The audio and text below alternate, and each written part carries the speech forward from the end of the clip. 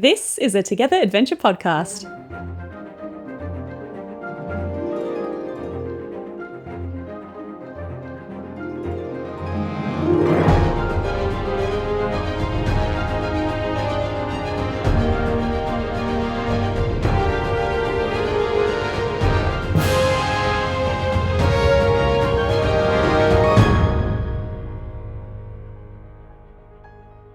Hello and welcome to Together Adventure, the actual play podcast where we dive deep into the world of tabletop role-playing games, exploring rules, sharing experiences, and spreading the joy of collaborative storytelling. I am your game master, Scott McArdle, and today we are playing Dungeons and Dragons. It is my distinct pleasure to be joined by a cast of nat 20s. Hello, I'm Rihanna Hall and I'm playing Penny Pigfoot. Hello, I'm Marie Cole and I'm playing Brava Oathbound. Hello, I'm Tristan McInnes and I am playing Tash Carver. Hi, I'm Mads DeYoung and I'm playing Norah Baronet. A reminder that as we play today, any rulings or lore that require elaboration can be found on our website. Just look for the timestamp and you'll find an explanation or a link to official rules. If we've missed anything or made a mistake, drop into our DMs to let us know. But without further ado, let's begin the first chapter of our story.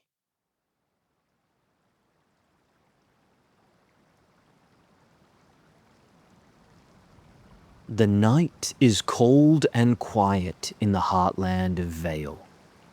A soft wind blows, and the only sound for miles is the churning of the Twixt. Its waters as pitch black as the night sky itself. The sweltering days of Svelte have passed, and the evenings grow ever colder as clouds begin to gather, hiding the moon. A single lantern sways on a bridge at the border of Grey Manor and Ballandur, moving with two guards as they pace the length and breadth of their watch. "You're a filthy bloody liar." "I swear it's true." "There's not a cinder's chance in snow that you've stayed the night there." "What do you make of this, then?" "Tin scrap? Broken arrowhead. It's proper silver. I found it at Mithridil, deep in the ruins." "Oh yeah? Did the ghosts lead you to it? Did they slip into your room at night?" "Hey, cut it out." "What? You don't actually believe in ghosts, do ya?" "No." "Oh, skies above." "I'm not alone. How many people say they've seen him? Hey? Even here, the little boy on the bridge. Not a season passes without new guards saying they've seen him." "This job doesn't exactly attract the brightest stars in the sky now, does it?" "But every time it's the same description. Little hat, messy little face, brown hair." "Hey, do you hear that?" A soft tap begins to grow closer, a knocking on stone. The stouter of the two guards places a hand on his hilt and steps towards the darkness. "Who goes there? Speak your business." "I only seek direction." For a moment, the guard is sure the words have echoed only in his mind, an intrusive thought. But then the speaker emerges from the gloom.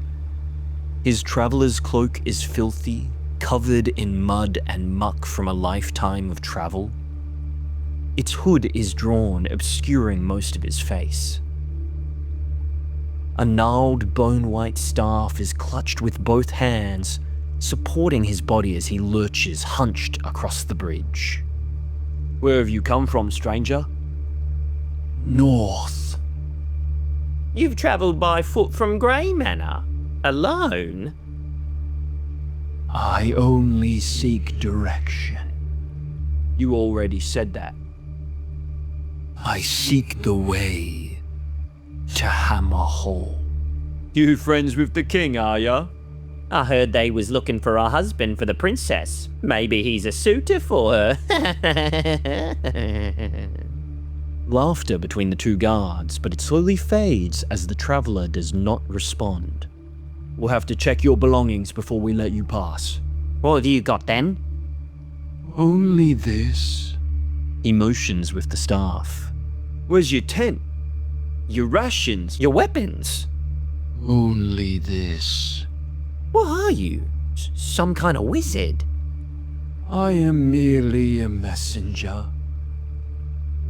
I carry the will of others upon me. Their words are my burden and my pleasure. Long have the days been since I have tread these paths. They all seem strange to me now. But I cannot afford delay. So I ask once more. Which is the way to Hammerhall? The two guards glance uncertainly at each other before the older nods and the two part to allow the traveller passage. The city of Ord is 5 days south of here in the Shattered Mounts. Hammerhall sits at its peak. Follow the road to Merryforge. They'll be able to point you onwards. Silently, and without acknowledgement, the traveller passes between them. Both guards don't realise until after he vanishes into the dark, the tap-tapping of the staff swallowed by the night sounds, that they've been holding their breath.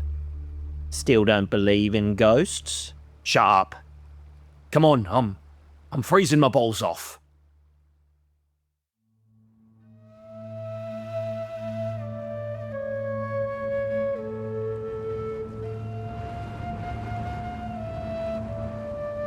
A red dragon soars high in the bright blue sky. Seagulls scatter, startled and squawking. A piece of twine yanks and pulls the paper beast back down to the dozen others that glide above the great pearlescent city of Ord, capital of Ballandur. Below, the city streets are abuzz with preparations for the feasting festival, beginning in the noon and stretching late into the night. Farmers cart freshly harvested foods through the streets, children dart between legs playing games of Shamble Jack, and tavern keepers drag tables and roll barrels into the streets for overflow patronage. Down in the queue, the lower part of the city, travellers pour in through the gates, come to celebrate, sell their wares, or pay respect to the old ways. Amongst them, on horseback, come a young half-orc and her older human guardian, who have travelled for 4 days from Merryforge. Now, Brava and Tash, before we dive into the feasting festival today, fill us in on your travels along the road to Ord. The first night I set up camp, and I instructed Brava to pay very close attention to everything I do, Absolutely. because the next night, with no help, you set up camp. What? Yeah. Yeah, you have to retain the information that I teach you. On my own? Yeah, well, I'm setting up camp night 1, and then you do night 2, and then by night 3, we'll be experts. Okay. So it's like the second night, Tash just like plonks all his stuff on the ground in front of Brava and goes, "Wow me!" How well do you think Brava listened and watched on that first night? I think she got distracted about halfway through. I'm gonna get you to do a survival roll with disadvantage. Okay, a survival. 17. 17. Well, despite a small rainstorm in the early evening, you persevere, hammering pittons into the ground, drying firewood, and your camp survives. That's a good camp, kid. Thank you. Don't make me do it again. Okay, all right. I got night 3, but hey, good on ya. Come on. Well done. Uncle Tash, you lot were like in a band, right? Like a band of travellers with the king, right? Yeah. So you're like close. I know him. You know, we used to get along pretty well. But yeah, it was war, so it wasn't so much of a band as it was a troop. When we get to the castle, are we like are we gonna go straight to the king and be like, buddy, and... Well, respectfully. Well, yeah. Buddy, sire. Right. Buddy, your eminence. Right. Your eminent buddy. Not like a bestie you like grew up with and you're like, hey, let's go for a drink. well, we would go for a drink. But no. No, it's been a while. Reverence is the word of the day, all right? When we get there, just treat everyone with respect, okay? Everyone's got a role to play, and everybody's got a place in court, and yada, yada, yada, so on and so forth. Are there there's royal performers, right? Like for the king and... Well, I should hope so. What are we gonna do otherwise? Yeah, right. Yeah. No, I mean, we used to travel with the effervescent Etrigan. He was a performer. The scarf, right? Yeah, the scarf. So, I'd wager that the king probably keeps one around just for old time's sake, And what's our plan? What do you mean? Like, what are we doing? We're just going for the festival. Well, and to, introduce you to people and see if they like you. Yeah, cool. All right. I mean, hey, if the king doesn't have an entertainer around, then maybe he will in the future. Oh, yeah, that'd be cool. Think of it as like an extended, perhaps, staycation. We're visiting, we're gonna get a feel of things. This is all to help give you experience, life experience. You've been cooped up in Maryforge. It hasn't been good for you. No, I'm excited. And so you arrive in Ord, an enormous city that ascends the largest of the shattered mountain peaks. Gleaming and marble-esque, the dwarven ancestors of Ballandur carved the city from the mountain itself and named its 3 sections after the parts of a hammer. The Kew, or lower city, the Langette, the largest area filled with businesses and taverns, and finally the Croy, home to the keep of King Duncan, overlooking the rest of the city and presumably your destination today. Yeah, we'll go to the stable, see if they got any room. Yeah, shall we go to a bathhouse or something? If we're going to the royalty, I mean, you said respect. I wrote that down in my forgery kit. Does that mean we have to have that for ourselves? Well, I felt like Uncle Tash, we might get more respect if we're looking a bit respectful. You run your eye around your immediate area and do see nearby 3 open barrels of water. Yeah, we don't need a bathhouse. Come on, they charge you for the nose. Right? Yeah, just, dive in there. Okay. Yeah, you go over and you wash your face, you scrub yourself with this water. Yeah, I'll do a dry shave with one of my daggers. Great. As you wash, seeing your reflection in the water, can you describe your current appearances? You just see sort of a flabby, jowly, older man. Tash is not a thin man by any degree, but you can see, the sinews under his flesh. They're still working. He's still got a physique. He's got some pecs going on, but yeah, he's not much to look at. Jeez, his hair's thinning a little bit on top, and just try to swoosh it in one direction, grease it back with the water, and deep bags under the eyes that I just can't get rid of. Brava has 2 braids that very completely messy, so I think she rebraids her hair. Sort of green, like a light green kind of complexion and little tusks coming out the bottom. I think she's a full orc, right? Yeah. In the new rules, there are no half-orcs or half-elves, as that's become more of a role-play choice. We know, however, that your father is a dwarf who split from your mother and never really gave you the time of day. So you would be half-orc and half-dwarf. Great, but we used it. Yeah, perfect. So yeah, she's she takes off a lot of dirt, I think. Very, very, very dirty. And kind of like a white kind of blouse thing with kind of a leather kind of fighter, almost corset-y thing. Great. As you wash yourselves, through a nearby window, you hear, "Hey, that's drinking water." Not for long. There's bits of hair, little tiny bits of hair floating in it. I swish the knife off. Come on, let's go. Hey! Get back here! Have a happy harvest. I think I flick a couple of coppers back. Yeah, you flick a couple of coins back and he, "Oh, yeah, all right, that'll do. Bathing water! A line forms. The 2 of you start to make your way through this festive city, and the atmosphere is electric. Everyone greets you with exuberance, blessings are poured on you, hands grasped, children wave from open windows. On an alehouse veranda, 4 wizened old men sit smoking pipeweed and surveying the bustling street.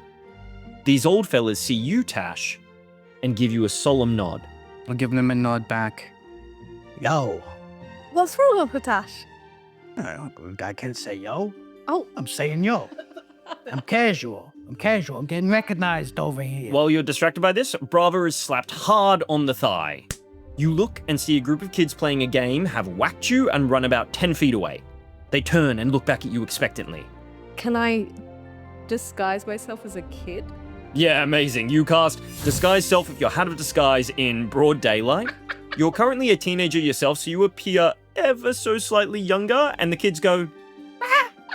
And they all scatter at the sight of this sudden use of magic. You know, some of these kids like to play steal the purse, so just hands by your side. Oh, bugger. I checked my purse. Yeah, you're fine. These kids were just playing a game. Were they playing Slap the Orc? They were playing Shamble Jack, which is a form of tag in Ballandur based on a local legend about a scarecrow that comes to life. Comes to life, slaps your thighs. Can I try and steal Tasha's purse? Oh, not great. If you say not great and it's some ridiculous number. I do have a +5. It's 18. Yeah, Tash's passive perception is 15, I believe. Yeah. You swipe his gold pouch. How much do you have?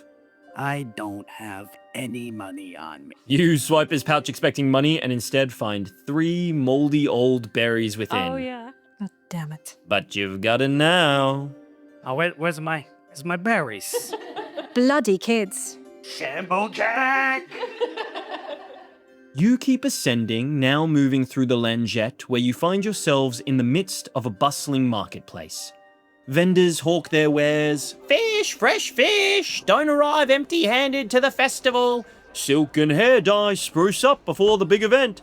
Get your post-festival headache remedy right here. Does anyone want to stop, shop, look at anything here? I'd love some thieves' tools if I can find. Yeah, you've got a taste for it now. You've got these berries in this pouch and you're hungry for more. Tash, are you looking for anything? Free food. Do you have anything to trade? Yeah. I got some old carvings that I do on the road just to pass the time at night.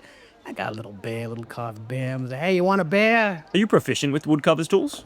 I sure am. Okay, so it could be quite good quality. Yeah. I'm going to get you to do a persuasion check in place of negotiating with this vendor. Hey, I'll give you a bear, you give me some food, huh? 13. Oh, my daughter will love that. I'll trade you some fresh cod, eh? Some cod. Free cod. Well, it's not free. We're doing a trade. Yeah, all right. I'll take the bear, you take the cod. Take some cod. He eats the fish with his hands. Does he have any dietary requirements as a monk? He's a pescatarian. So fish is all good. Yeah, but turkey he's got a soft spot for. Brava, you go to buy some thieves' tools. How much gold do you have? I have 33 gold pieces. Okay, as per the player's handbook, these tools are going to cost you 35 gold pieces. Yeah, I'm just going to do it. Great, you buy a set of thieves' tools. Now, as you eat the cod and you purchase your tools, there is a sudden yell in the market of, "Thief! Thief!" Simultaneously, at separate stalls, 3 cloaked figures burst with great speed, clutching stolen goods and shoving through the crowd, racing toward a nearby alleyway. Do the 2 of you do anything? Yeah, I run towards that alleyway. Great, alright, are you running and eating the fish as well? You're damn right. Constitution saving throws so a bone doesn't get lodged in your throat. Oh, Time to die. 21. Alright, you manage to pelican the fish down your throat. Brava, you see that your Uncle Tash bolts after these thieves and toward the alleyway. can I silent image a wall where the alleyway is? What's the DC to see through the illusion? 14. They get a 7. All 3 pull to a halt, Wile E. Coyote style, shocked by the blockage. Tash, as you arrive behind them, 2 of them turn to you and pull out daggers. Come on, boys. We don't want to do this. It's a festival. The nearest lunges, roll for initiative.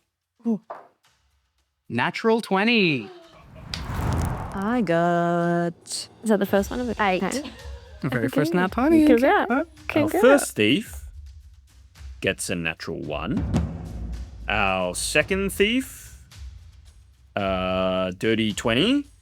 The one who got the natural 1 is the one who's lunging at you, Tash. You're going to get 2 turns on that guy. He's toast. And the third one gets a 23. Oh, Let's kick it off. Over to you, Tash. Tash waits for the swing, anticipates it, catches his hand. Well, I'm saying this before I roll, but this is what happens. Predicting the future. Catches the hand and then gives him 2 jabs in the solar plexus. Roll an attack. Does a 12 hit this man? A 12 will not hit. All right, I will burn a focus point to Flurry of Blows. Great. Tash is feeling really out of sorts. It's been a long time since your last melee, and these guys are younger and stronger than you. Yeah, but you never let him know. Never let him know. Hey, so will a 12 hit this guy? Come on. In front of the kid. Natural 20. And a nat 20. So you fully bungle your first attack. Brava, it's super embarrassing to see your Uncle Tash fumble like this. And this robe is grappling with you, wrestling until you finally manage to push him off. What does this nat 20 strike look like? I push him off. He goes reeling a little bit, and I am sick of futzing around here. I get in close and headbutt him in the nose. Roll your damage twice. Not ideal. That's 10. A 10 will do it. You manage to a non-lethal? Non-lethal. You manage to knock him out. He drops to the ground. The rogue who got a 23 will go. He's been sizing you up and comes around to your other flank. He's dual-wielding daggers and is going to take 2 attacks, 1 main and 1 offhand. He's going to roll his first attack. I believe your AC is 17. It is. And he is going to hit. He got a dirty 20. And I'm going to roll the second attack and not add any modifiers to it as it is offhand. And that's a natural 20.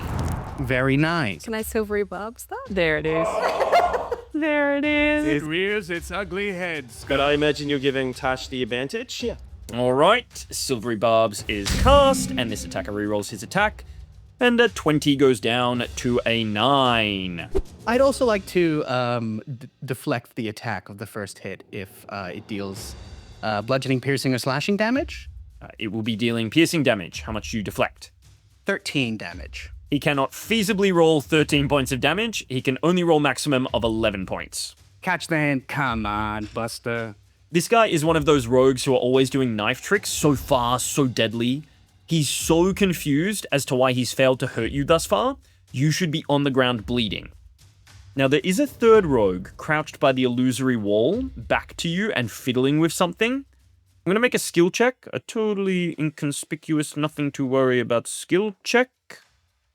And that'll have to wait another round. Brava, over to you. So I might just copy Tash, like try to do the same as what he did. What did you do? Like grab him and tried to punch him solar plexus.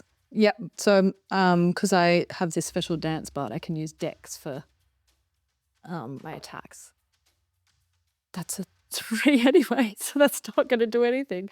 But I will use my bonus action to give bardic inspiration to Tash. When I do that, I can also make another unarmed strike as part of the same action.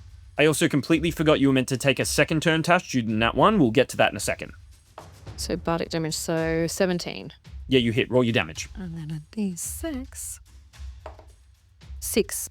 Great. And you're just flavoring this as Tash's style of fighting rather than your own dance, bard, like break dance, attack style, right? Yeah, I think I've like copied. I'm like, oh yeah. As you come from behind, he pivots to look at you, a teenage girl, without much fear in his eye, and you, bam, sucker punch him in the nose. Fuck me! Good form.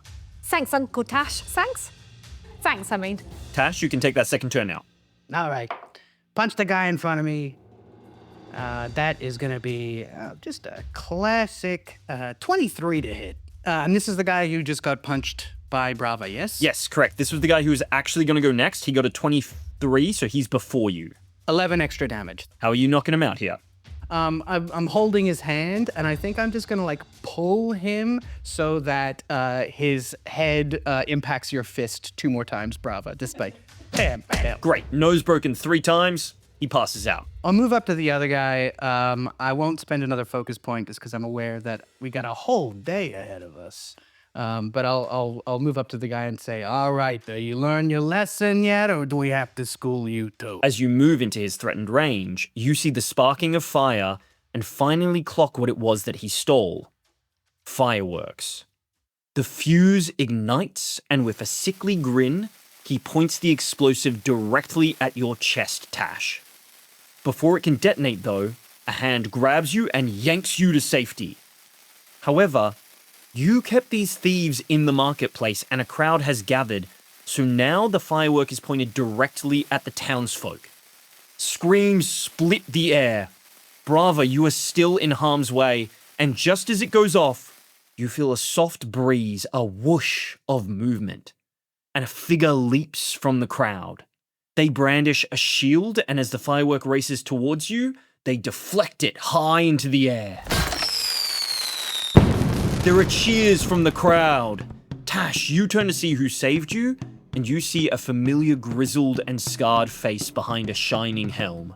Do you want to do it, or want me to? You take this one.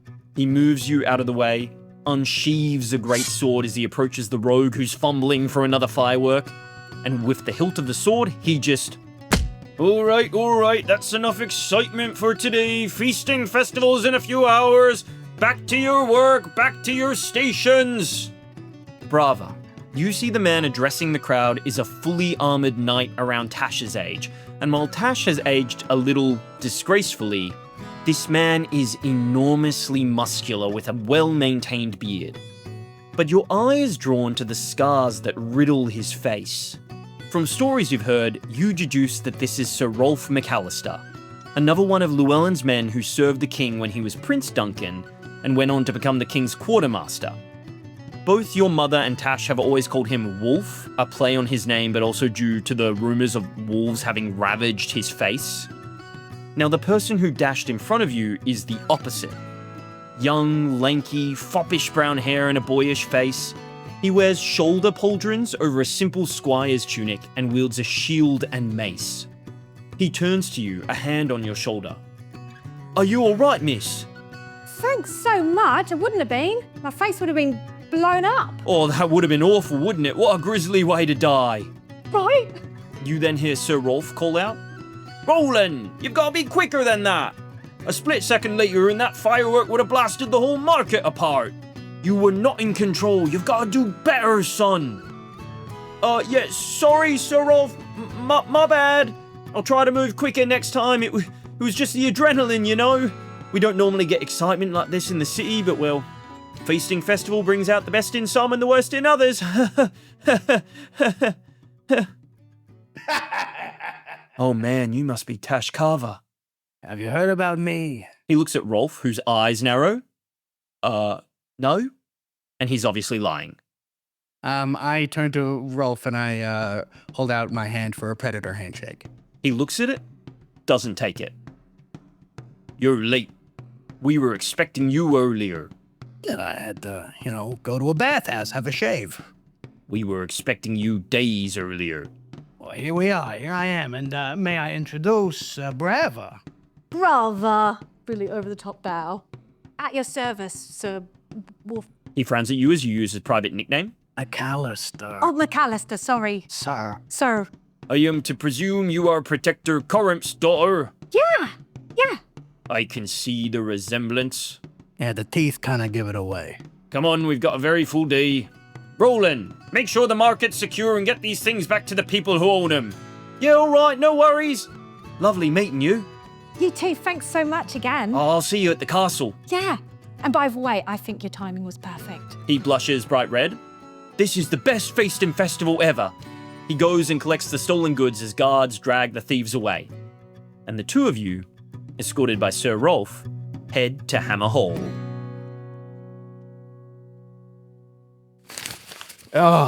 What's wrong? I just creased my character sheet again. That's the 4th time this session. I know, I've tried everything. Reprinting, digital websites, but it's all too complicated or aesthetically yuck. You've got to dream bigger. You shut your mouth. No, really, you should try Sphinx Stationery. The bird? No, the website. Sphinx Stationery is a Perth-based business that specializes in TTRPG gaming accessories. They sell a range of player and GM notebooks for games like D&D, the Cypher System, and Call of Cthulhu. Track your character backstory, inventory, initiative, combat encounters, and more. Damn it! Need something for your dice too? They're about to launch a Kickstarter for their Mag Vault, part dice tray, part storage case. How do they know what I need? Don't you know? The Sphinx is older than time itself. It may appear as stone, but the mortal mind cannot fathom the dimensions in which the Sphinx moves. She is not limited to one linear plane. She moves through the ethereal and astral, seeing into hearts, minds, dreams. Oh, cool. That makes sense. Just head to www.sphinxstationery.com and browse their selection online.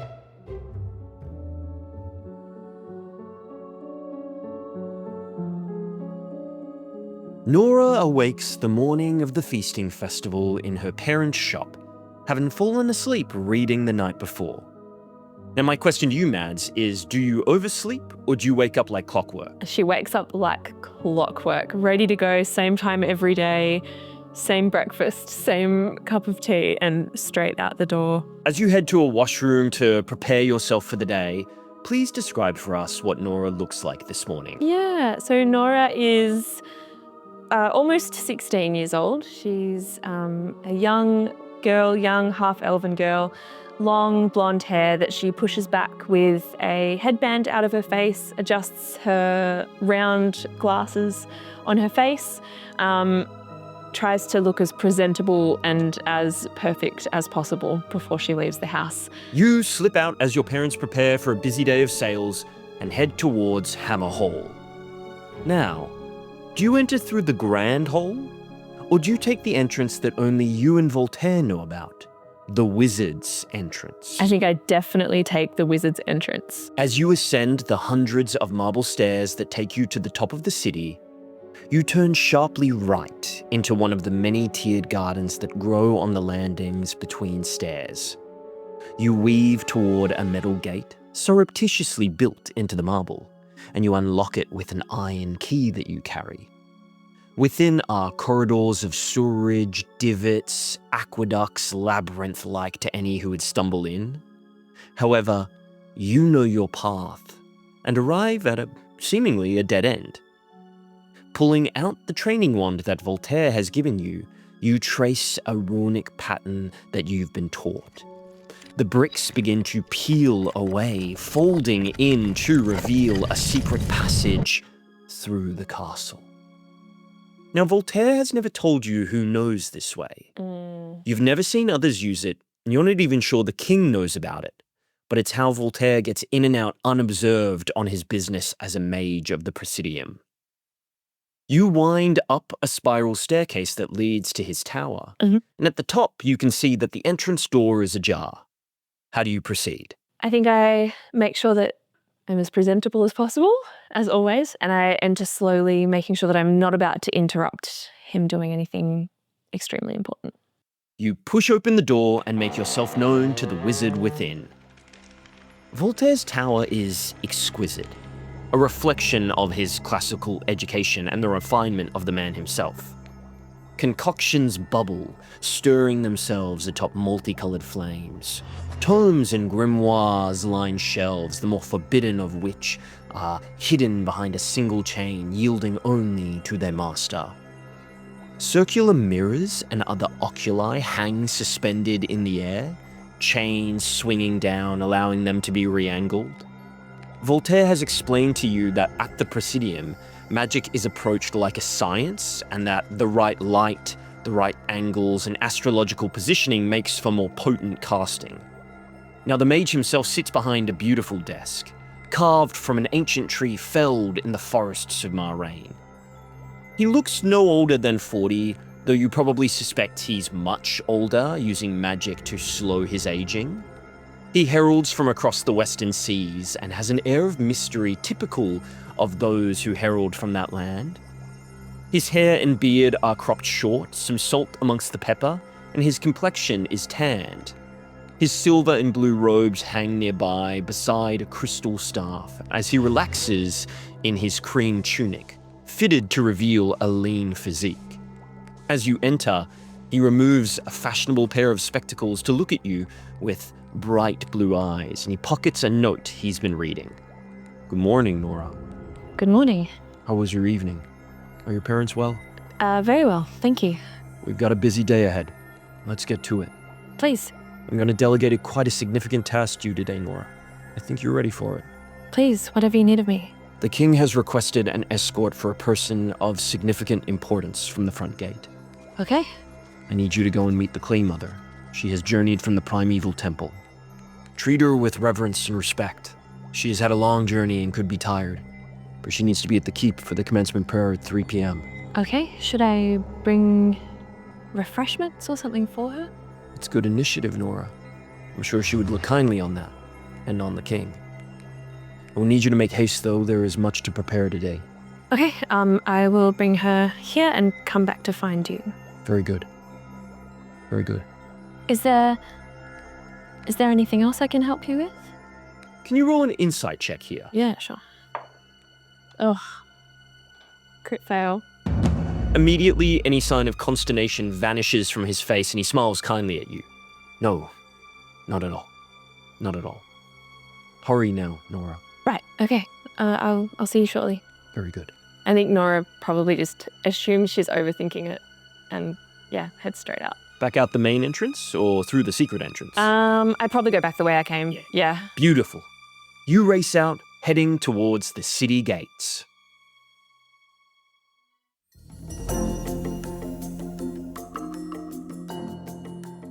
Out in the shady valley, Penny, you drag the largest elk you've ever seen behind you on Ned the pony as you return home from a successful morning hunt.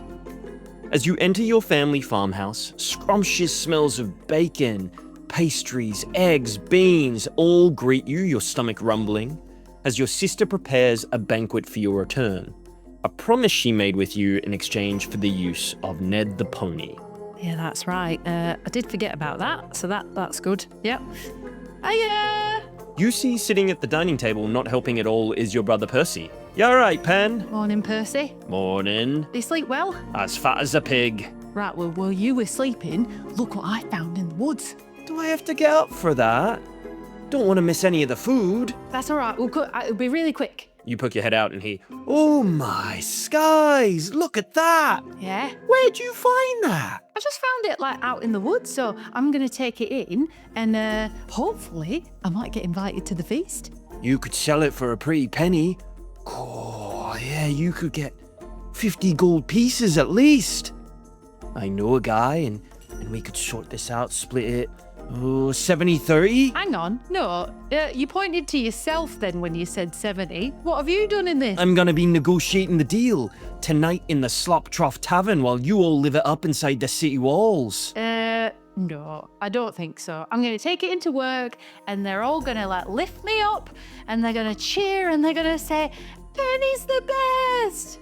Oh, aye, that does sound good, actually. I'd probably do that too if I was in your situation. Yeah, it does. All right, yep, deal. All right. Shakes your hand. Shake. Great. You head back inside. Now, you know that you're already going to be running late because you pushed your hunting time to find this elk. You promised your sister she could have Ned. Are you going back on your word? I'm not gonna. I don't think Penny would. I think especially coming home to this, banquet that her sister's been cooking up. I think she can't. She can't go back on a word. But can I quickly? Do we have a shed? Yeah. You've got a barn. I remember from my childhood, because I live here, that maybe there's a wheelbarrow in there. Yeah, that's a pretty common tool on a farm. You'd use it for transporting pig feed. But we're going to do a little bit of a luck roll to see the state of the wheelbarrow. I want you to just call odds or evens. Evens. Right. And on an 18, it is in top-notch condition. You can load the elk in to help you and... and you have the boots of striding and springing, don't you? So it's not even going to slow you down because you have a magic item. Yeah, with these boots of striding and springing, my speed isn't reduced if I am encumbered. Oh, you picked that so well. For those listening at home, our players can either have one rare magic item or two uncommon ones. Ree has picked the boots, which are uncommon, so she has another item too. Oh, great. Okay, well, you eat this big feast. You load the elk up in the wheelbarrow. Your sister climbs atop Ned. She's a lot more uncertain on the pony than you are, but before she takes off, she flashes you a very rare smile. Now, I'm going to get you to do an athletics check with advantage as you use the wheelbarrow because leverage, baby. Leverage gives you advantage in life. That is a 19. Amazing. This little buff halfling is racing with a wheelbarrow through a valley of farms, weaving between wagons and travelers, plume of dust like a Looney Tunes cartoon behind you as you race to work in the castle kitchens. You are running late, but still you're not obscenely late. However, as you enter the royal kitchens, it is chaos. And as soon as the door opens, smoke billows out and someone yells, "Leave that open!" Every staff member of the kitchen is here. You've got Garrick, who is the actual royal hunter, who, as you come in with this elk, shoots you a dirty look. You have Liza, your supervisor, the sorcerer who is in charge of sauces, soups, and broths, not to be confused with the class sorcerer. Jeffrey, referred to simply as the Spit Boy, whose only job is to constantly turn the large roasting spit in the middle of the room very slowly. He's this like scrawny 14-year-old boy, except his turning arm is incredibly buff. And Hugh, who is the butler in the medieval sense in that he's in charge of ales, meads, and wines, going up and down from the cellar, and the only one like dressed in finery. There are half a dozen others, but you don't interact super closely with them. However, most importantly, you see the head cook, Chops, the widest, tallest, broadest man in the kingdom, rivaled only by Sir Rolf. This is not a small kitchen, and yet he has to constantly stoop to avoid the ceiling. He wears a greasy apron, wiping his pockmarked face with it. He heralds from Riverrun and proudly wears the adornments of his homeland, rings on every finger, a black and white striped bandana atop his bald head, and tattoos covering his bare forearms. It's commonly known that he served as a cook to one of the fearsome sea lords of Riverrun, but rumor has it that he can't return home after being accused of poisoning said sea lord. He spots you and, "Penny, you are running late today of all days. This is not looking good, my girl." I know, but look what I've brought with me. This is why I'm I late. don't care. You are not. Holy moly mackerel! I know. That is the biggest bloody elk I've seen in my whole life, Penny. Well, I hunted it myself this morning, and I know I'm very sorry that I'm late, but I figured you might actually want this for the feast. Garrick scoffs. "Where to believe you hunted that beast? I've never even caught something that big." I did, look. And I've left my arrow in it. And I feel like all my arrows, I put my like initial on there. So there's just like a PP. Liza comes over and "That's her arrow, Garrick." "Well, it's not your job. And it's made you late for your actual job. Chops?" Oh, Garrick. But when it's this good, who gives a flying shit about hierarchy? Well done, my girl. Spit boy! I? Spit boy. Pull that off the spit and chuck it in the trash. I've been turning this for 2 days, Chops. All right. Here's the feasting festival. Give that pig to the people in the lower city and let's get this elk cooked. Let's go, people! It's the day we've been waiting for! Everyone returns to their jobs and Chops claps you on the back. Can you do a strength saving throw? Yeah. 9. Yeah, you knock a pot of gravy over and Liza sighs. "Stepping on my job now too, I guess," as she cleans it up. Liza would be my boss? Yeah, she would be your supervisor. There is lots to do today. She delegates you a couple of the soups, preparing, stirring, even cleaning dishes and surfaces. So we'll do a couple of checks in here. Can you justify some skills to me that you think would come in handy when it comes to working in a kitchen? Sleight of hand, maybe, just because it's working with your hands. Yeah, totally slicing and dicing. The higher you roll, the quicker you do it. Yep. Yeah. Survival? Yep, I'd pay survival as the default cooking skill in D&D, as one doesn't already exist. Now, are you using any tools to help you here? I do have my pouch. So the second item that I took was... Heward's pouch of herbs and spices? Correct. So I can pull out sort of any amount of like spice and herb as long as it's non-magical. So it's infinite? You can just do it as much as you want? So it is, I'll read it. The belt pouch appears empty and has 10 charges. While holding the pouch, you can take a magic action to expend 1 charge. Name any non-magical food seasoning, such as salt, pepper, etc., and remove a pinch of the desired seasoning from the pouch. A pinch is enough to season a single meal. Okay, I'm going to give you advantage on your survival roll, but I'm going to get you to do a sleight of hand first, no advantage. Great. So sleight of hand is at 22. Whoa! You breeze through the chopping so close to your hand. The scullion next to you, who's like half peripherally watching you, just like reaches for a first aid kit nearby. And your survival? Is nat 20.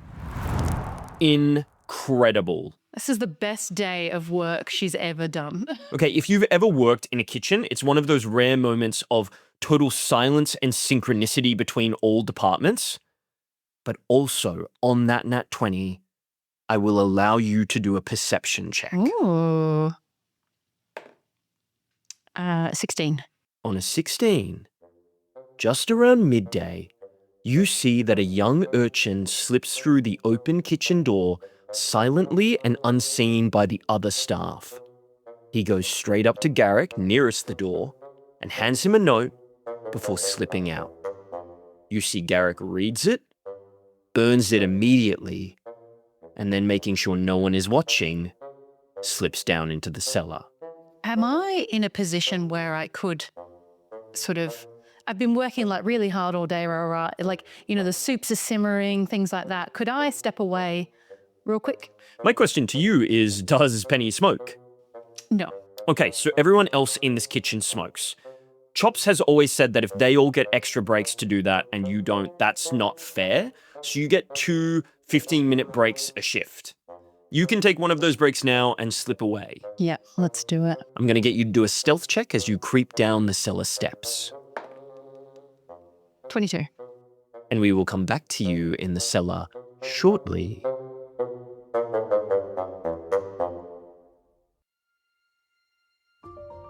So Rolf McAllister leads Tash Carver and Brava Oathbound through the enormous double doors of Hammer Hall. The interior of the keep is carved from a rich dark stone in contrast to the marble outside, with enormous wooden pillars holding up a vaulted ceiling. Light spills in, kaleidoscopically coloured through stained glass windows in the visages of former rulers spanning back to the time of dwarves. Now, the main hall itself is a flurry of activity. It is hundreds of feet long and hundreds high, but every inch is used today as the staff align banquet tables and set cutlery. A robed wizard ignites braziers and chandeliers with emotion, and nearby staff hoist them into the rafters. The wood of the royal thrones are polished, and nearby a stage has been erected where a small contingent of bards linger. Brava, your attention is grabbed by sudden applause as a double act, a jester and a bard, finish an informal performance, a warm-up, one might say, that is met warmly. I'm just like overwhelmed. Or like, maybe not overwhelmed, but just, whoa. This would be the biggest room you've ever been in. Amazed. And then also like definitely eyeing off the jester and the bard and like. The two of them are a seamless double act. The jester is human and wears the atypical patchwork pajamas of his craft. His face is leathery and elastic, making him seem older than he probably actually is. The bard, on the other hand, is a stunning half-elf. Long, dark hair, porcelain skin. She wears this like sheer lavender silk that accentuates her form and swirls gracefully around her as she moves. Cool. Eyes on the prize. Yeah.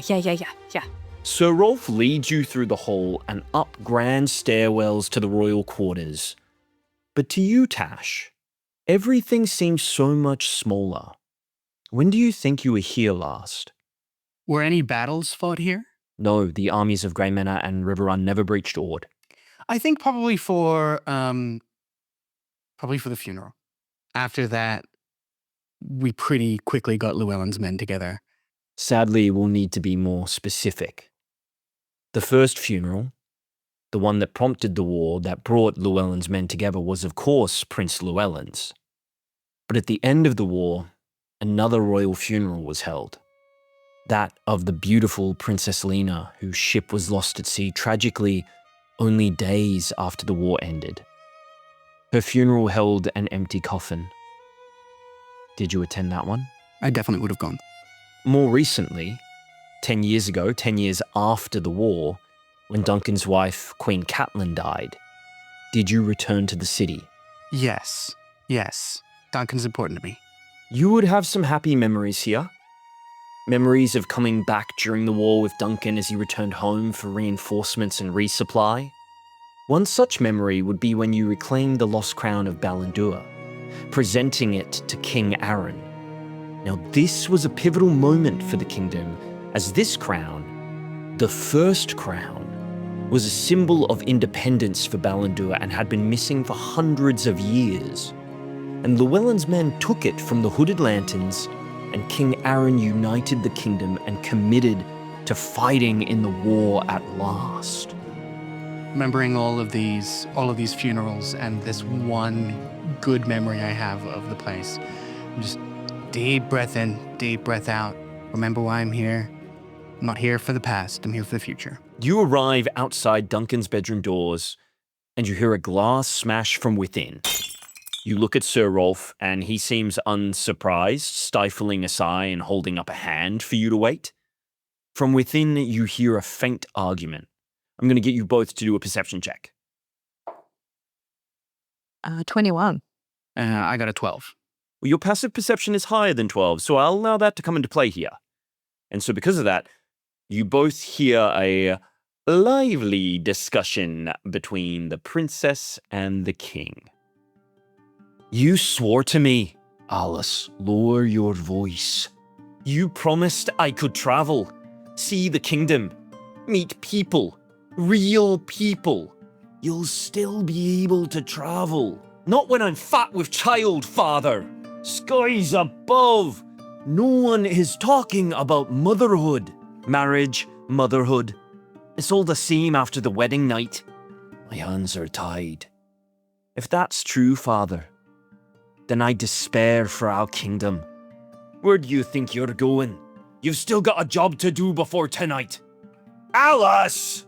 The doors fling open, and Princess Alice, a girl on the cusp of womanhood, wearing a fine green dress, long blonde hair pulled into a plait and adorned with a tiara, is stunned for a moment, takes you all in, then gives you a big fake smile and curtsies.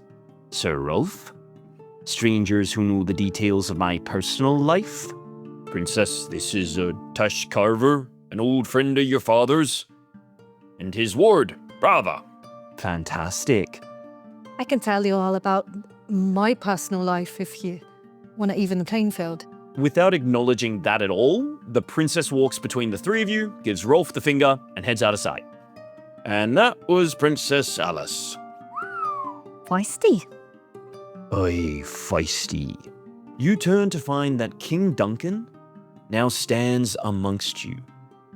Brava, you find that he is shorter than Rolf and Tash, but is stout of shoulder, chest, and stomach like his dwarven ancestors. His broad shoulders are adorned with a cloak made from an owlbear, and he wears fine leathers beneath it. There sits no crown on his shoulder-length brown, almost black hair. His thick eyebrows are furrowed as he rubs his beard in consternation. Green eyes identical to his daughter's stare after her before they flick to Tash. It's about time. Your Majesty, step into the room. May I present my ward, Brava Oathbound. Your Majesty. Big over-the-top bow into the room. You are the splitting image of your mother. It is a pleasure to have you within my humble home. Thank you, Your Majesty. I am embarrassed that the two of you witnessed that on today of all days. We did not hear a thing. I think nothing of it. It's a private conversation. Not my business.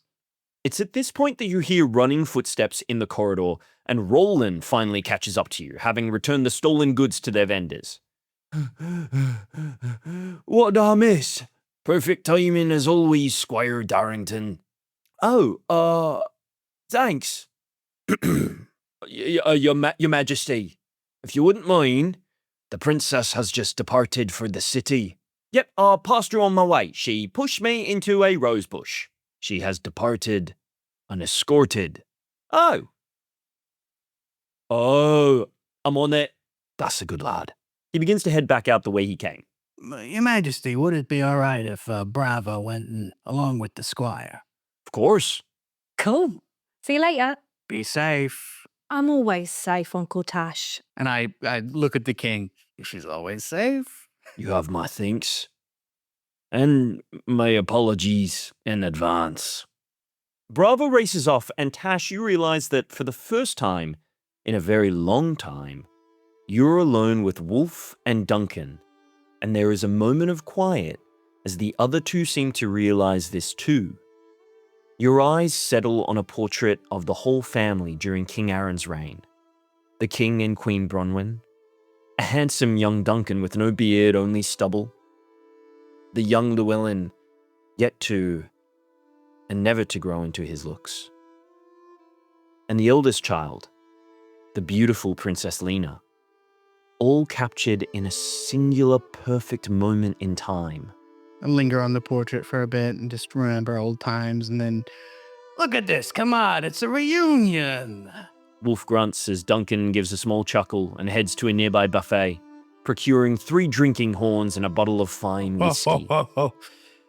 If tell you what, there's one thing I missed about Ord, it is the liquor. Duncan raises his horn in toast.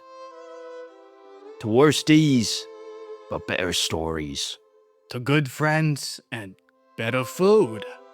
Wolf raises his, and he... To kids getting to have childhoods and not the shite we had. All 3 of you drink deeply. What energy are you giving to Sir Rolf? I'm giving cheeky banter. I think I was always a little too casual for him, and I think that's part of our dynamic. He definitely seems more standoffish to you than in the past. I'm going to get you to roll a persuasion to see if you're warming him up a little bit. Come on, baby. 2. After you finish your drinks, Duncan is looking between the 2 of you before he finally says, All right, we've got to sort this out. Come with me. I don't know what you mean. What's to sort out? That's a royal order, Tash. All right. Lead the way, my king.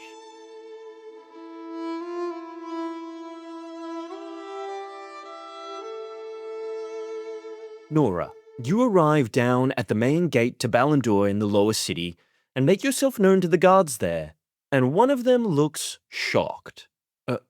Oh, she's already headed up. Oh my gosh. We tried to keep her here, but she wouldn't listen. Right. How long ago? 30 minutes ago. Okay. Thank you. And I'll just leg it. You can hear a commotion not far from where you are. There is yelling, shouting, in a very different way to the festivities higher in the city. Oh yeah, I go that way, for sure. You head towards the noise and find yourself at the back of a crowd that are being kept at bay by elemental magic. A druidic acolyte casts Gust of Wind, Conjure Flame, Shape Water in an effort to prevent people from getting to the figure behind him, which is when you see her. High atop a 3-tiered shelving unit stacked with kegs, the Clay Mother, the oldest woman you have ever seen in your life, having cast Shillelagh on her walking staff, is using it to split open the keg, spilling ale onto the cobblestones below. The people are yelling, No, what's she doing? Get her off there! One man calls out, That's my ale, you old witch! What's going on? What happened? This old woman just came out of nowhere and started smashing up the kegs and the ale for tonight's feasting festival. She's crazy! I'm sure there's a good reason for this. Do I recognize anything else about her? You can tell this is the Clay Mother. I think I'll try my very best to get her attention. I know I just need to get her to the castle in one piece. That's my job, and I'm gonna do it well. You can try to sneak past the acolyte or try to convince him to let you pass. I think I'll try and convince them to let me pass and say I've been sent from Hammerhall to bring you directly to the castle for the festivities. Do a persuasion check. I think that's a 5 actually. Sure. Oh, it's a 7. Do you want to use any inspiration? I might even. Can prestidigitation make my voice louder? Thaumaturgy does that. Thaumaturgy does that, not that one. Yeah. I'm happy if you want to swap your cantrips and add No, thaumaturgy. I don't think she wouldn't have. Yeah. Let's see how that goes. Oh, one more. I got an 8. An 8 altogether? Yeah. Unfortunately, he can't hear you. You get gust of winded back into the crowd that they yell in your defense, "Hey, she's new here!" I think that not working, I think Norah just thinks like, oh, why didn't I do this in the first place? And I'll cast message at the Clay Mother. Amazing. You point and cast message. What do you say to her? I've been sent by Voltaire from Hammerhall to bring me straight to the keep. Please accompany me. If there's something I can help you with on the way, I'll do my best. She replies simply with, "Bad booze, contaminated." I knew there would be a reason. In that case, is there a tavern inn or a keep or someone I can tell that that's the reason why, and to maybe disperse the crowd a little bit, let her finish her work? There is a man here who seems to own these kegs. He appears distraught and is incensing the crowd. I think I'll say to him, I think you'll find that there's actually a serious issue with these kegs, and I think Norah, as she does, runs her mouth a little bit. He grabs you by your tunic, pulls you in, and whispers, "You shut your mouth. You shut your mouth." Before pushing you back and shouting, "Get the witch! Get the witch! Get the witch!" beginning this chant amongst the people. Everything begins to feel very overwhelming, and peripherally, the letters on a sign to a nearby alehouse begin to rearrange. Do you look and read, or try to ignore it? No, I think I lose focus of the situation at large and look at the words. The words say, "Run, escape, leave the old woman." I will allow, if you want with these, a wisdom saving throw. Yeah, I think either a wisdom save or even just a quick thought to herself of like, what's going to happen if I stay? Is it going to be really bad? Yeah, you can do a religion roll here to comprehend the consequences. That's 16. On a 16, you know the feasting festival can't start without the Clay Mother. This festival is the most important day of the year for Ballandurians, and it happens come thick or thin. The only time in recent history that it was cancelled was during the war, when it was unsafe for the Clay Mothers and Fathers to travel, as the other kingdoms sent out assassins to kill these clerics in this attempt to destabilize Ballandur. I think against that instinct of being told to run, she's not brave, but I think she has to stay with that knowledge of that this is what happens every time there's a feasting festival and I have to get her there. I think, again, trying to get her down rather than appease the crowd, that's too big, too scary for Norah. I think trying to get the acolyte to get her down and get us out of here together as quickly as possible. I'm going to call for a luck check here if you are defying the sign. Yeah. Odds or evens? Let's go odds. A 9. You defy the sign. Okay. Nothing seems to happen.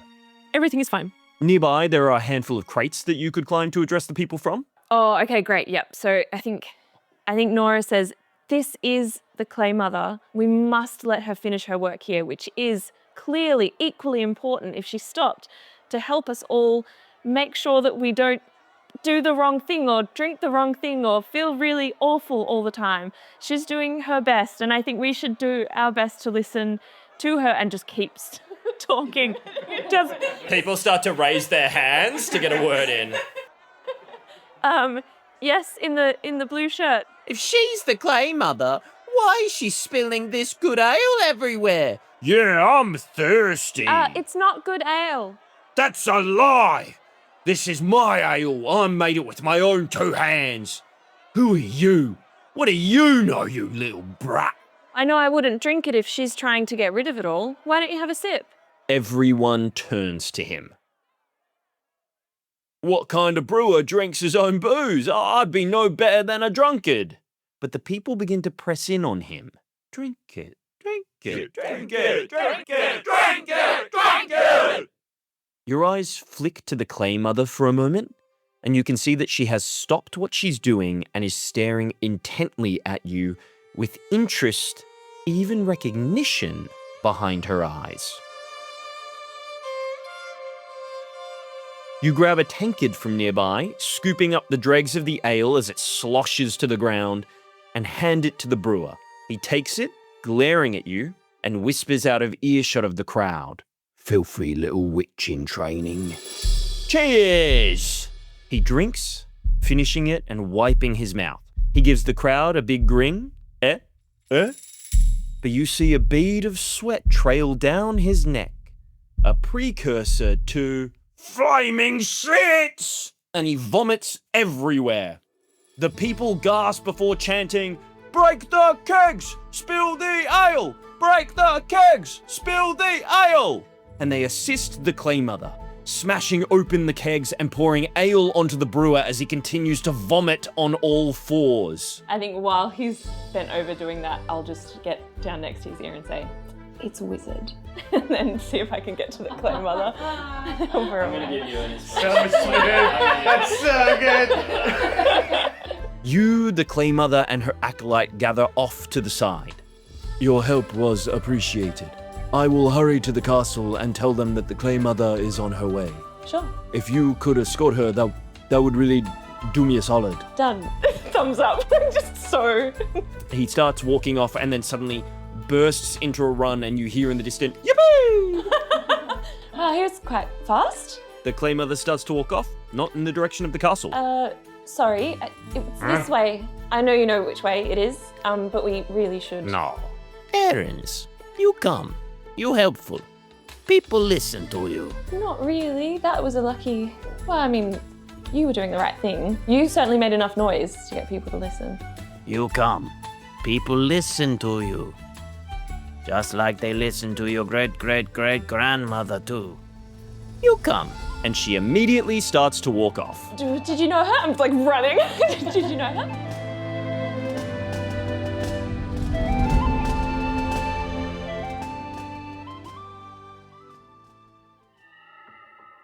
On a dark and stormy night, you and your friends find yourselves at a loss of how to occupy your evening. The movie theatre? Too expensive. A darkened corner of your favourite drinkery? Too cramped. And then a daring thought comes to mind. Why even leave your abode when you can travel to distant lands from the comfort of your own chaise lounge? All that's required for a night to remember is good company, a handful of dice, and one of the many tabletop role-playing games published by the award-winning Chaosium. Do you dream of adventure on the high seas? Sail away with Seventh Sea? Is your imagination captured by tales of medieval legends and myth? Then take up arms with Pendragon. Or are you drawn to stories strange and macabre? Then answer the call of Cthulhu with Chaosium's adaptation of H.P. Lovecraft's Tales of Terror. And for a limited time only, visit www.chaosium.com and check out with any of their products using the code TOGETHERADV10 to receive a generous discount. That's TOGETHERADV10. Whichever game you choose, you'll be sure to never have a boring evening in again. Penny Pigfoot slowly, quietly stalks down into the cellar, secretly following the royal hunter Garrick. And as she does, she hears a conversation taking place. Penny, do a perception check for me. 11. Do you want to use any inspiration? Yeah, I probably should. I'm just looking to see if I've got anything. I don't think I do when it's perception. So yeah, I'm going to use my inspiration. Cash it in. Cash More it in. inspiration for me. You won't get mine. No, it's worse. 7. Look, you can attempt to re-roll by getting a little closer, but you'll need to re-roll your stealth check and creep down a few more steps if you want. I will. She's quite stealthy. The DC gets easier the closer you get, so Yeah. it's good to be more stealthy and less perceptive because the risk for stealth gets higher, but the DC for perception gets Yeah, lower. So do a stealth check for me. Okay. That is a 21. So only one worse than last time. And do a perception check for me. Okay. The DC is much, much lower now. 7. Is it that low? It came down to 5. It came down to a 5. Beautiful. You creep down to be just on the corner of the stairs and you realize that Garrick is no longer alone. You didn't have to come here. I told you I had it in hand. We don't like to leave things up to chance. How did you even get in here? The hooded lanterns know every crack and crevice in this city. I'm working on what we discussed. You're cutting it mighty fine. The feasting will begin in a few hours. Patience catches game surer than force. You hear a cracking of knuckles. But force is also good. This is a very important investment to me, Garrick. If you can get us close to the king, you'll reap the reward too. I scratch your back, you scratch mine? Precisely. I can get you into the feast, but I can't guarantee an audience. I'm sure you'll think of something. Make yourselves comfortable. I'll be back with disguises soon. We can't wait. Craven here loves dress-ups, don't you, Craven? More knuckle cracking. Footsteps begin to approach the stairwell where you have crept even closer.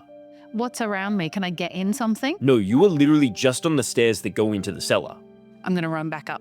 This is going to be a very high stealth check. What you've rolled so far would have succeeded, but I'm just going to need one more. Okay, cool. I am going to give you disadvantage because you crept all the way down. Yeah, okay. Oh, okay, it's a nat 1. I'm going to use my lucky. Never let him build halflings, gang. Never let him build halflings. So you can re-roll the 1. Yeah. It's a 16. So the DC here is 20, so you exceed it by 1. You've not rolled below a 21 for your stealth this entire session. It's just amazing. You race back upstairs and into the kitchen without Garrick seeing you at all. You watch from your station as he re-enters and looks furtively around. I'm going to get you to do an insight check. 11. On an 11, it's hard to know what he's intending to do. So what do you intend to do? Have I heard of the hooded lanterns before? Undoubtedly, but we'll see how much you know. Do a history roll for me. 12. On a 12, the only thing that you know about them is that they are an underground thieves guild. Very dangerous and highly wanted by the kingdoms of Ballandur and Grey Manor. Famously, they stole the royal crown of Ballandur, this legendary magic item which became known as the Lost Crown, centuries ago. It remained in their hidden vaults before Duncan's troop of adventurers reclaimed it during the War of Seven Seasons. It's one of the great war stories all children in this kingdom are told. You've never encountered them. Most people think of them as a myth now, but to encounter them, if they are indeed the hooded lanterns, in the cellar of Hammer Hall, is frightening. Can I ask another question? Of course. Just because of what happened this morning when I spoke with the elk, am I making any links between the hooded lanterns and any sort of like famine or like food-based crimes, I guess? I'm going to get you to do an intelligence roll here. Just add your intelligence modifier to whatever you roll. It's funny you say plus because it's a minus. Oh, but 18. 18 with the minus? So you rolled a 19 on the die? Yeah, I did. You're rolling so hot. Incredible. You think that this is unconnected to that strange magical moment you had in the Thistlewood. These feel like two separate dangers occurring on the same day. Okay, I think for now I'm going to keep all of this information to myself. I'm not going to tell anyone just yet, but I am definitely going to keep a close eye on Garrick. It's piqued my interest of what he's up to. He's going to come close to your area of the kitchen first. He's going to borrow some herbs for his meat, looks at what you have, and picks one before moving back to his station. That's the first thing he does. What herb did he take? Do a nature roll for me. This is your job, so I'll give you advantage. Great. 17. He's taken Eye of Newt. You know that if it's put in certain concoctions, it'll boil over dangerously. Should only ever be used sparingly, and he's grabbed a big old handful. Just, I say loudly, oh, you want to be careful with that. Everyone's attention turns. What? If you use too much of it, you can bet your bottom dollar that it will boil over, whatever you're cooking. Isn't this just thyme? No, it's Eye of Newt, and I grab the thyme and I swap it out. There you go, that's thyme. No insight needed. He is seething. Thank you, Miss Pigfoot. Oh, anytime, Garrick. He puts it down and immediately turns, walks through the kitchen, and heads up into the castle. I'm probably not going to use any Eye of Newt, am I? No, but you can take it. Yeah, I'm going to take it and just pocket it. Yeah, yep. Knowing that I've just taken my 15, Mm-hmm. probably can't take another, can I? You can try to slip out if you want. Oh, how's my food doing and everything? You rolled so high earlier that I'm permitting that nothing will slip just yet. Yeah, right. I'm going to follow. Great. Okay, I'm going to get you to do a stealth check for me as you weave through the castle. Bread and butter. Oh, it's going to run out soon. That's a 7. As you head up into the castle, all of the guards and attendants are on high alert. You are stopped multiple times and questioned about your job, and in the process, you lose sight of Garrick. You can try to pick up his trail with a perception check or going to an area of the castle you think he might have gone to just on a whim. Yeah, I don't have any sort of instinct, so I'm tempted just to turn back, I think. You turn back to go back to your job? Yeah. Yep. Yeah. I think I've lost him. All right. You return. I'm going to get you to do a couple more cooking rolls. Let's get a sleight of hand and survival with advantage again. Nat 20 for the sleight of hand. Great. And survival is 23. A 23. Great. You are well onto it. The food is delicious and Chops is thrilled with how things are running in the kitchen. You're rolling high enough to cover the loss of a man in Garrick, but you watch the clock on the wall as it ticks by, inching closer and closer to the feasting festival.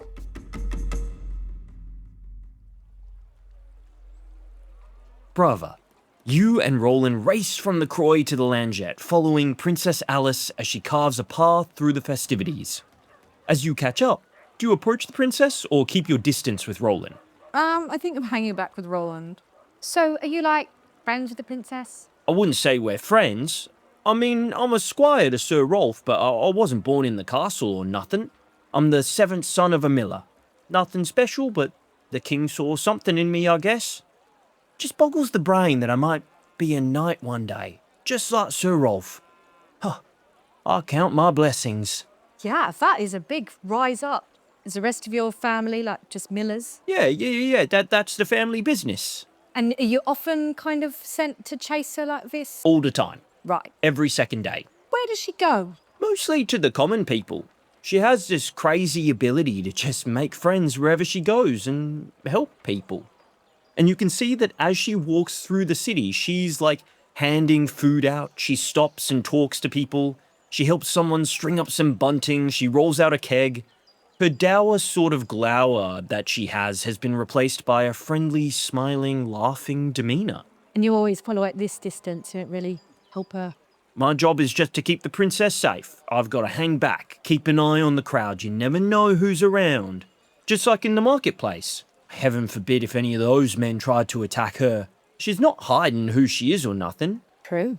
Do you think we should help her? Well, I'm gonna. Yeah, what's the worst that could happen? Yeah, true. Yeah, let's do it. Do you want to pick a couple of skills you want to use to help set things up and assist people? I think like making like maybe performance, like, you know, like making a bit of a people laugh and like trying to make the princess laugh at the same time, like that kind of vibe. Yeah, great.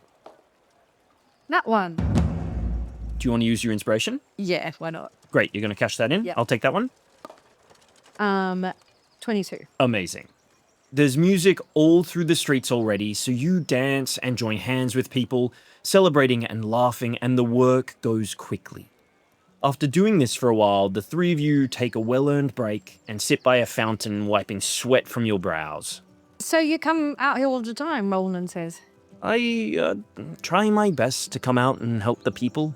I like being around them. They remind me of what the job is. It's not to lock ourselves away in a castle. It's to serve the people. True. It's very altruistic of you. Is that the right word? Well, it's more than that. I mean, it's what the old ways see. They say that we should help each other, and when we do that, we help ourselves. So sure, you might call it altruistic, but it's helping myself too, so maybe I'm selfish. True. Could be. What's it like in Maryforge? Can't say I've helped many people in Maryforge. It's not really my vibe, but I'm enjoying today. I like to make people laugh. People need a laugh. I think you sell yourself short. I think you're a very helpful person to have around. Yeah, when it suits me, I suppose. You're a very strange orc. I've heard stories about your mother. So confident and brave and brazen. She is very brazen, very confident. Look, all of that is true. I take some of that. She's all about being a guard and a protector, and that's what we're all meant to do as oath-bound family. That's what I'm meant to do. You don't want to do that? If I'm entirely honest, no, that's not what I want to do. You want to make people laugh? That sounds terrible when you say it like that. No, it's all well and good to protect people.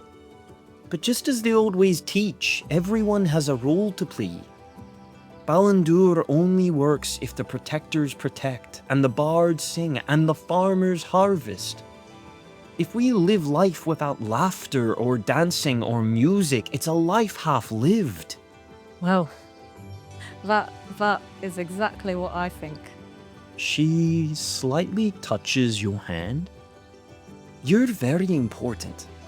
Just like the tavern keepers. Like the handymen, like the stable boys, you're as important, Brava. We've got lots of uses in Ord for entertainers. Well, what I really like is to be like an entertainer in Ord. You know, like learn from the best. Be a royal entertainer. Well, the best are not here. If you want to learn from the best, you should go to a college in Grey Manor. Right, but I don't know. That doesn't really seem like my vibe. You didn't study. You're self-taught. Yeah. Just learnt on the streets. Ran away from Mum a lot. Well, I meant to be picking an entertainer today. But I've got a long list of classically trained ones. Does it have to be classically trained? Like, why are we going down that route? We could go down, I mean, look at this. Do like a couple of backflips. You gonna do a couple of backflips? Do an acrobatics for me. Look at this. Yeah, that's fine. 18. You do a backflip over the fountain. The princess laughs and claps. Roland looks distressed and then breathes a sigh of relief. I could make everyone laugh today. You are winning me round. Oh, I am intending to go back and apologize to my da. Well, do you think he'd be against you choosing me? Well, if you're maybe shite tonight, he will be. I'll cop it. Are you going to be shite, Brava? Absolutely not. Absolutely not. Roll a persuasion check. 17. All right. You can perform to... And she stops as something across the square catches her eye. She half stands and then she... That's weird. Sorry, I just thought I saw... She turns to Roland. Did you just see Voltaire? Yeah, that did just kind of look like the wizard. He's meant to be at the castle all day, though. Alice turns to you, Brava, with the spark of a mischievous idea growing in her mind. Your spot tonight? You're gonna have to do one more thing for me to lock it in. Yeah. I'm going to need you to play a little prank for me. All right. I like my bards a little cheeky. Are you a little cheeky, Brava? Absolutely. I give her a wink. I want you to steal that wizard's staff and hide it. All right. Do we have a deal? We got a deal. You could pull him on stage tonight, maybe. Ask him to do some tricks while you perform, and whoop, he can't. Brilliant. Let's go. She takes off down the street as you race after her. You can hear Roland protesting as he chases. I don't know, this seems like a bad idea. Voltaire is a respected member of your father's court. This might not be the best way to get back in his good books. Alice looks at you and rolls her eyes. It's all good fun, Roland. Come on. Have a bit of laugh. This way. The two of you suddenly bank left down an alleyway. Hey! The two of you slip away, Roland's protestations in the distance as you follow Voltaire down to the lower city.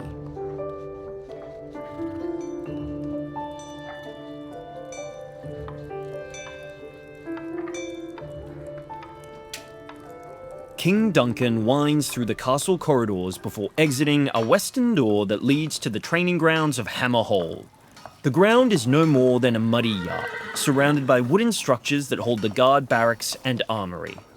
A smattering of guards are present today, fewer than normal, but they all stop and kneel as the king climbs to a nearby balcony. You see that a captain comes out, and the two speak briefly before the captain clears the yard. A crowd begins to gather on the balcony as Duncan takes up a position against the railing, still carrying the whiskey decanter, and he addresses Sir Rolf and yourself as you stand below in the mud. All right, have at it. It's time you two sort this thing out between you. It's been 20 years. Yeah, he's got a point. What's your problem? Your Majesty, I do not think this is appropriate. It is the feasting festival, a sacred day of... Duncan raises a hand. That is an order, Wolf. All right, calling each other by our nicknames now, are we? Fine. Fine. I'll happily hit you. He goes over to a weapons rack and picks the biggest sword he can find. Is it wooden? It is wooden. I gulp and thank the gods for wood. And I don't pick a weapon. I'm just gonna try to avoid his attacks. You know, I never respected you as a fighter. Why not? You don't like bare knuckles? It's lazy. Lazy? You don't like that? Have I offended your way of living? Tash stretches out and you hear his back crack a little bit and he says, no, I mean, if anything, it's accurate. And I am a bigger man than I used to be, that's for sure. You're damn right it's accurate. You've gotten fat and you've gotten slow, I bet. And I see your ego hasn't shrunk a bit. Well, one of us lives in a castle and the other one lives on the edge of nowhere and dances around little old Protector Corinth. Hey, come on. Let's have some respect, huh? Tell me, is that orc girl your girl? I go for the first swing. Great. Roll initiative. That is a 2. 18. Now, this is a training fight. The damage will not be lasting the rest of the session. Whoever lowers the hit points on their opponent first will be the winner or until someone yields. Hit points as in willingness to continue the fight. But if you drop to 0, you won't be doing death saving throws, you won't need to do a long rest, none of that. I'm very grateful for that, sir. So take it away. I'm not speaking, I'm already mid-swing. Okay. Does a 17 hit? A 17 does not. You swing and your fist collides with his plate armor. Like I said, lazy. Are you taking more attacks? No. No bonus actions? No bonus actions. You impact his plate armor and he's going to swing down on you. That's going to be a 13 plus a 5 is 18, which will hit, and he's going to roll 2d6 plus 3. That is going to be 10 damage to you. All right, that's not nothing. All right, he's going to multi-attack. All right. That's a 17. That's going to hit your AC exactly. Yes. And he's going to do, that's 2 1s, so he's going to do 5 damage to you. I'm gonna roll a d10 and use my reaction to reduce that. Okay, so I shrug off the second blow entirely. Great. Okay, that's better. 25. 25 will hit. Great. Fantastic. Great. The damage is 9 damage. And now I'll start burning focus points. Go around for another 2 swings. Just like bare knuckle boxing here. Getting in close, taking short and fast jabs. You're finding the points where his sections of armor all attach to each other, under the arms, at his neck, where you can get around the actual plate. Would you pay if I don't hit him? Could I tickle him? Sure, you can just tickle him or attempt to. That's a 15 to hit, so do you mind if I just give him a little tickle? Get off, you ruddy bastard! Last swing is a 22. A 22 will hit. For 8 damage. It's going to be his turn now if you've done with all your actions. Bring it on. He's going to roll his first attack, which is a miss. He swings at you and you duck out of the way. He's going to roll his second attack, and it's a natural 1. I'll allow you to use a reaction to hit him as he oversteps. Can I disarm him? Yeah, you can definitely try to disarm him. We're going to do an opposed athletics, and I'll allow you to use acrobatics as a monk. You're a kind man. 10. 11. Hey guys, you know when you go to like flick someone's nuts? It's that but on his hand, to just try to get him to loosen his grip, and he holds tight. Fantastic, my turn. Okay, so the first attack is gonna miss. That's gonna be 13 to hit. Mm-hmm. I'll burn the last of my focus points. Did you get them back on a short rest? Yes. Oh, great. Gotta remember that. Okay, does a 21 hit? 21 will hit. Okay, that's going to be 10 damage. Second flurry of blows is going to be a 25 to hit for an extra 10 damage. Oh, okay. We're getting there. We're getting somewhere. He's going to roll his 2 attacks. He's getting frustrated. You're circling around him, striking all of his exposed areas like he's some kind of like training dummy. Slow, huh? How's this for slow? He's going to hit you now. Okay. And yeah, you're incredible. He's going to deal 10 damage. Once again, I'm going to deflect attack. Does that cost a focus point? It does not. Oof. It's just a reaction. And I will reduce that by 15 damage. That's not even ranged attacks. That's all attacks. It's any attack that deals piercing, bludgeoning, or slashing. How much do you reduce it by? 15. Jesus Christ. So you can just shrug it off entirely. God. The next one is going to hit. He gets a dirty 20, and he's going to deal 13 damage now. That's a really good hit. It's a solid hit, a 6 and a 4 on the die. Yeah. This is all the marbles. I don't got no focus points left. 18 hit? He's going to parry. Oh, nice. He's going to parry and buff his AC. He's got these 2 hits on you with the pommel of the sword. He whacks you in the face. You stumble back. You go to land like a really solid hit on him, and he twists and wraps your hand up in the sword and pushes you back. Ah! Phenomenal. That is my... Oh, yeah, that is my turn. He's going to attack 2 more times. He's going to start swinging with all of his might as he gets desperate. That's a 17. That'll hit just. And he's going to deal 11 damage. Okay, I've got to deflect it. Yep. I deflect it by 8. So 3 damage. Oh, no. What are you on? I'm on, I'm now on 4. So if he lands this next hit, it'll do it. Yeah. That has rolled from a nat 20 to a 19, so that is going to land on you.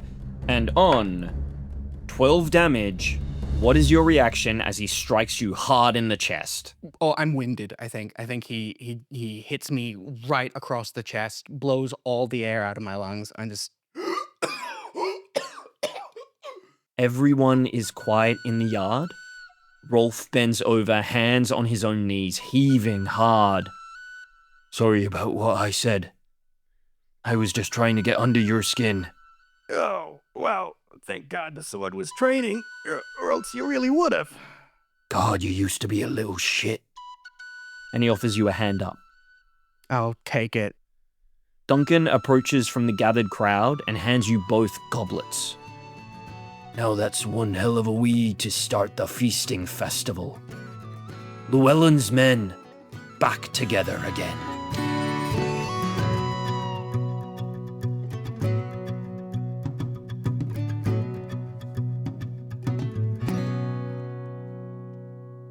Norah, you scurry after the Clay Mother as this tiny, shawled woman wanders half-blind through the streets of Ord.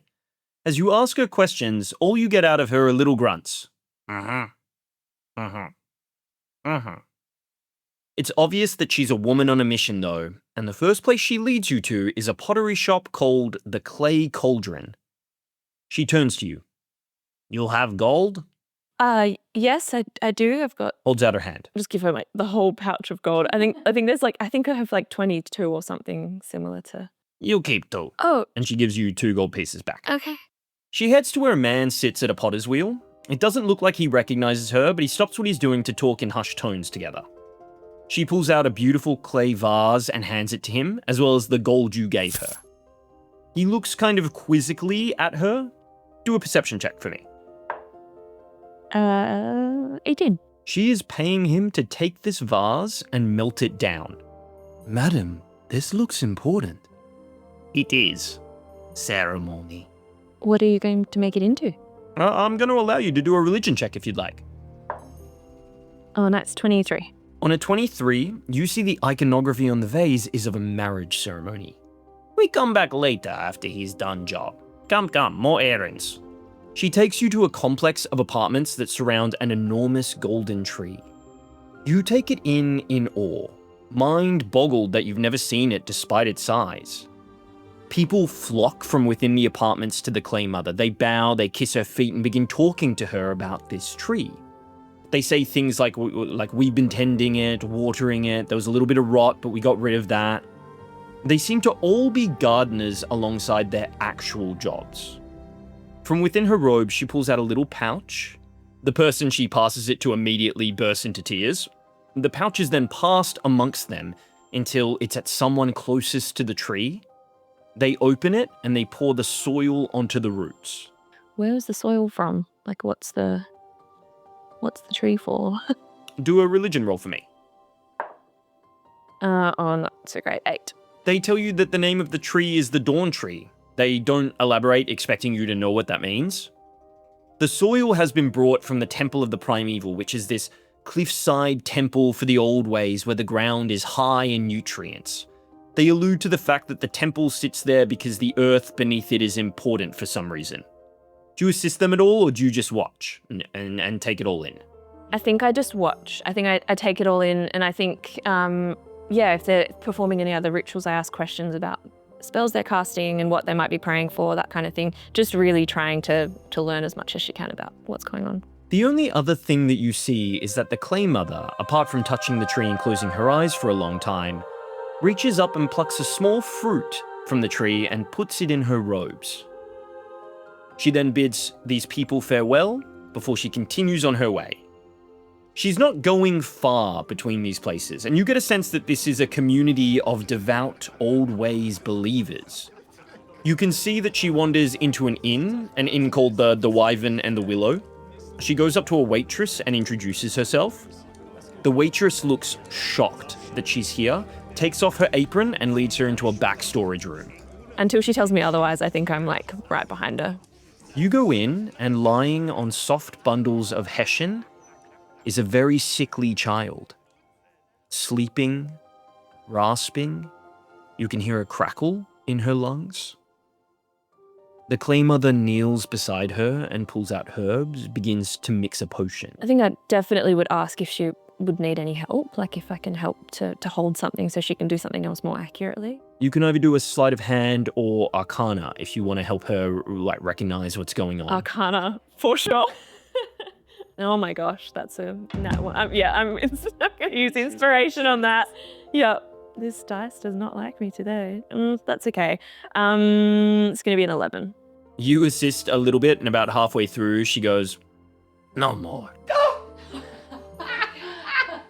When you get up to leave, the waitress tries to pay the Clay Mother, but she pushes it away. She's like crying and hugs the Clay Mother, who doesn't hug her back. She just sort of stands there compliant with it. The waitress then pulls you into the hug as well. Kind of like awkward hug back, but yeah, I wouldn't say Norah's a hugger.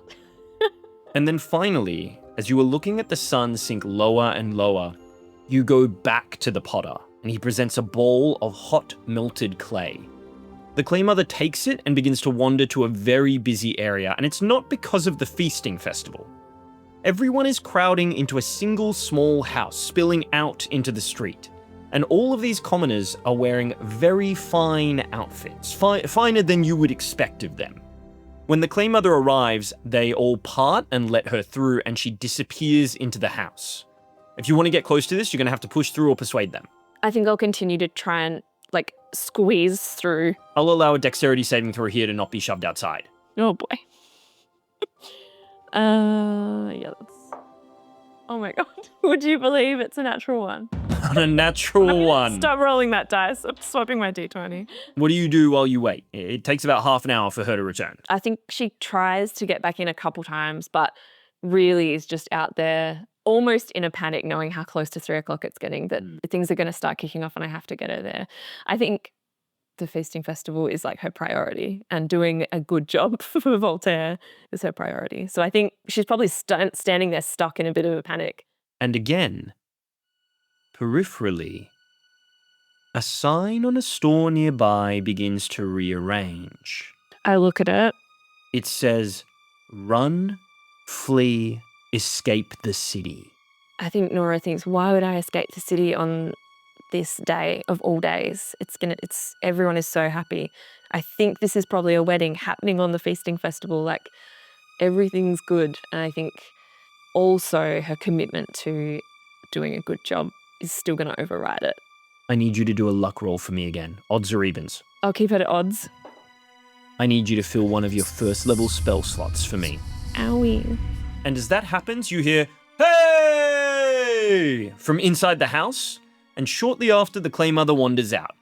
Her hands are covered in clay, wiping it on her robes, and you realize that these robes are not naturally brown. They are covered in like a century of clay from conducting ceremonies like this. Errand's done. Time for sit down and snack. Can we do that at the keep? No, I know a fountain. You come, you sit.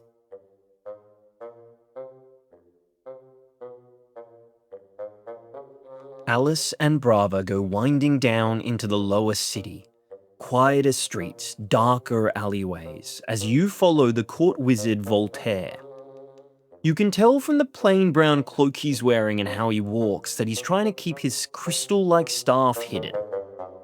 He turns down a twisting alley and opens the door to a small, spooky-looking double-story shop. Ooh. What should we do? Should we go in? Alice shushes you and peeps through the dirty window of the store. Roll a perception check if you want to do the same. Yeah. 7. On a 7, the windows of the store are filthy and you can't make out detail. All you can see is inside 2 figures moving within, and the taller of the 2 disappears deeper into the shop. Above you, you see a light turn on in an attic window. Is there a way to climb up? Yeah, you can definitely climb up there. There are like drain pipes and other buildings to parkour off. Okay, we'll give that a go. I'll distract the shopkeeper. Do you have anything I can wear? Yeah. Take this. I think I have a costume, like I have in my inventory. The alleyway is empty and she gets your help taking her dress off and putting the costume on. What is it a costume of? I think I have a couple of them. And I was thinking one was kind of like, I think it's to dull her down, so make her seem a bit more like an ordinary folk. She enters the store and you just hear her say, "Hello, governor." You can do an athletics or acrobatics to climb onto the second story. 15. Great. You parkour up onto rickety roof shingles and see that the attic has a slightly open circular window that you can peer through. I'm going to get you to do a perception check. 17. Peeping inside, you can see that this room is filled with mounted looking glasses, oculi of sorts, that are all different sizes and at different angles, all in an array. Voltaire comes in and takes off his traveller's cloak. He no longer has his staff, he's passed that off somewhere in his transit in the store. You hear him begin to chant and see ruins on the oculi begin to glow. They start spinning at different rates, some quick, some slow, all moved by magic. I might just stay there for a little bit just to see what he's doing. I think my curiosity's got the better. And also, do I know what he looks like from before? Or I'm just going off that she said it's Voltaire. I reckon you would have passed him in the hall as he prepared wards earlier. Tash or Rolf would have pointed him out as an important person in court, yeah. So I think just rolling to try and work out what he's doing. Yeah, you can do an Arcana check to see if you can figure out what's going on. 11. Okay, you can't ascertain what spell this is, but as it takes effect, all of the hairs on the back of your neck stand up, and you feel your heart begin to race anxiously. And then as soon as the looking glasses all reach a climax of motion and Voltaire's chanting fills your ears, they suddenly stop and sway in synchronicity. You see Voltaire bend down onto one knee in the middle of the empty room. My apologies for the delay. The city is full of... My apologies. I received your owl. I'm afraid it'll be quite impossible to send her today. The king himself has requested her assistance with the festival. And regardless, securing transportation during such an event... I don't mean to defy you. I'm just requesting a few more days in Ballandur. I don't understand. If you didn't want your decisions questioned, you should have picked a different student. He recoils suddenly, face down turned, and as he lifts it, you see a deep, precise cut across his cheek, leaking blood. You're wrong. They've not softened me. This city is a relic. Its people illogical, clinging to superstitions and resisting progress, the opposite of the Presidium. Because I have a role to play here. One more day. That's all I ask. She'll be on the first caravan to Grey Manor in the morning. Please.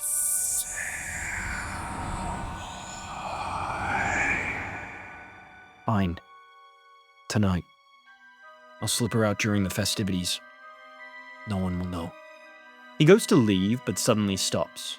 I'm down. I'm like, as soon as like the conversation ends, I want to like try to go down. You can slip back down safely now, or you can catch this last part. Yeah, I'll catch the last bit. The girl lacks natural talent. Any affinity for magic is a dull spark. She'd much prefer to be buried in a tome rather than practicing the craft. I don't think you'll find her particularly interesting. I will allow, because you stayed, an insight check here. 23. He said this as a lie. As a way to prevent this girl they're referring to from being sent away from him.